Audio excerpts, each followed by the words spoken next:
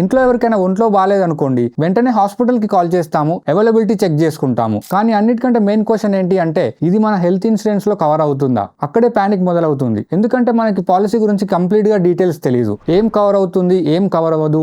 అన్నిటికంటే worst thing ఏంటంటే, మన ఇన్సూరర్ క్లైమ్స్ ని ఈజీగా సెటిల్ చేస్తారా లేదా అని కూడా మనకు తెలియదు. అందుకే ఇప్పుడు ప్రతి ఒక్కరు ఇన్సూరర్ ని చూస్ చేసుకునే ముందు చాలా కేర్ఫుల్ గా ఉంటున్నారు. ఈ కన్వర్సేషన్ లో ఎక్కువ వినిపించే పేరు కేర్ హెల్త్ ఇన్సూరెన్స్. సో అసలు ఇది నిజంగానే మంచిదేనా? Let's break it down. Care plans లో ఫీచర్స్ చాలా బాగుంటాయి. రూమ్ రెంట్ లిమిట్స్ ఉండవు, రిజిస్ట్రేషన్ బెనిఫిట్స్ ఉంటాయి, అండ్ బూస్టర్స్ వల్ల మీ కవరేజ్ టైం గడిచే కొద్దీ 6x దాకా పెరుగుతుంది. ప్లస్ కేర్ సుప్రీం లాంటి ప్లాన్స్ లో యాడ్ ఆన్స్ యూజ్ చేసి ప్రీ ఎగ్జిస్టింగ్ డిసీజ్ కి ఉండే 3 years వెయిటింగ్ పీరియడ్ ని జస్ట్ 30 days కి తగ్గించుకోవచ్చు. కానీ కేర్ ని చాలా మంది చూస్ చేసుకోవడానికి మెయిన్ రీజన్ ఏంటి అంటే, వీళ్ళ ప్లాన్స్ మోడ్యులర్ గా ఉంటాయి. దీన్ని మీరు మీ నీడ్స్ కి తగ్గట్టు కస్టమైజ్ చేసుకోవచ్చు. అంతేకాని ఒకేసారి అందరికి ఫిట్ అవుతుంది అనేలాగా అందరికీ ఒకే ప్లాన్ ని ఫోర్స్ చేయరు. మరి ఇది పర్ఫెక్టా అంటే నో. కొన్ని ప్లాన్స్ లో OPD coverage and maternity benefits default గా ఉండవు, అండ్ క్లైమ్స్ ఎక్స్పీరియన్స్ కూడా మీరు ఉన్న హాస్పిటల్ నెట్వర్క్ ని బట్టి మారొచ్చు. బట్ ఓవరాల్ గా మీరు flexibility, solid futures and me needs తగ్గట్టు పాలసీ కోసం చూస్తుంటే care is absolutely worth considering.